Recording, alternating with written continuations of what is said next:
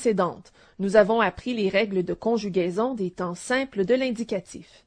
Aujourd'hui, nous apprendrons les règles de conjugaison des temps composés de l'indicatif. Les temps composés sont le passé composé, le plus que parfait, le passé antérieur et le futur antérieur. Vous vous posez peut-être la question, qu'est-ce qu'un temps composé? En fait, les temps composés comprennent deux éléments, un auxiliaire et un participe passé. Et j'imagine que vous vous demandez, qu'est-ce qu'un auxiliaire? L'auxiliaire est soit le verbe être ou le verbe avoir, conjugué au temps simple correspondant au temps composé. Mais pourquoi avoir des temps composés? Les temps composés expriment l'action passée du verbe conjugué au temps simple. La forme composée du présent est le passé composé. Le passé composé exprime donc le passé de l'action du verbe au présent. La forme composée de l'imparfait est le plus que parfait. Le plus que parfait exprime le passé de l'action du verbe à l'imparfait. La forme composée du futur simple est le futur antérieur. Le futur antérieur exprime le passé de l'action du verbe au futur simple. Vous remarquerez sans doute que nous ne parlons pas du passé simple et du passé antérieur. La forme composée du passé simple est le passé antérieur. Mais comme il s'agit d'un temps très littéraire et très peu utilisé dans la langue courante, nous n'aborderons pas le sujet dans cette leçon. Pour construire un verbe à un temps composé, il suffit de conjuguer l'auxiliaire et d'y rattacher un participe passé. Voici un tableau de conjugaison des auxiliaires.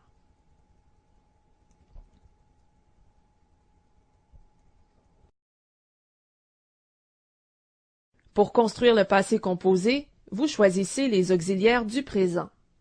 Pour construire le plus que parfait, vous choisissez les auxiliaires de l'imparfait. Et pour construire le futur antérieur, vous choisissez les auxiliaires du futur simple.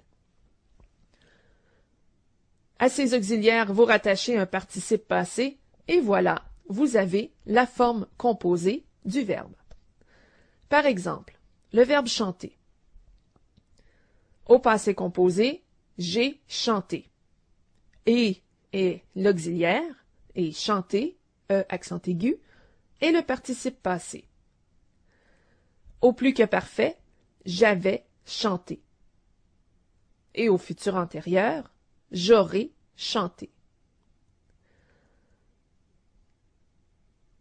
Un autre exemple, le verbe partir. Au passé composé, je suis parti. Suis est auxiliaire et parti, le participe passé du verbe partir. Au plus que parfait, j'étais parti. Et au futur antérieur, je serai parti.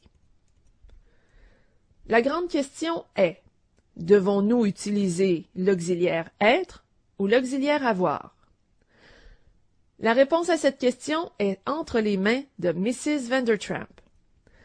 Chacune des lettres du nom de Mrs. Vandertramp correspond à un verbe qui se conjugue avec l'auxiliaire être. Évidemment, cette liste ne comprend pas tous les verbes qui se conjuguent avec l'auxiliaire être, mais cette liste est un bon point de départ. Exerçons-nous un peu. Conjuguez les verbes suivants. Le verbe mourir au passé composé. Il a est mort, B sera mouru ou C étions mourus. La bonne réponse est A, il est mort. Le verbe écrire au plus que parfait.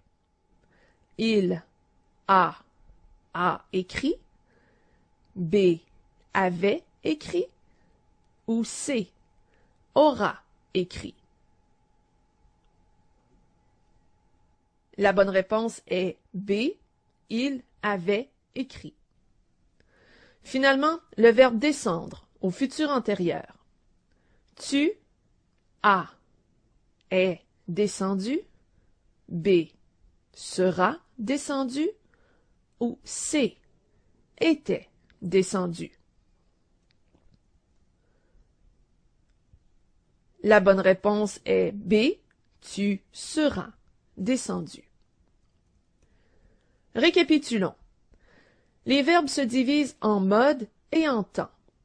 Au mode indicatif, les temps sont le présent, le passé composé, l'imparfait, le plus que parfait, le passé simple, le passé antérieur, le futur simple et le futur antérieur.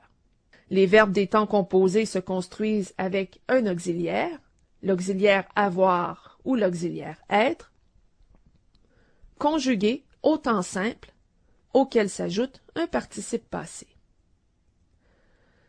Voilà ce qui conclut la leçon d'aujourd'hui.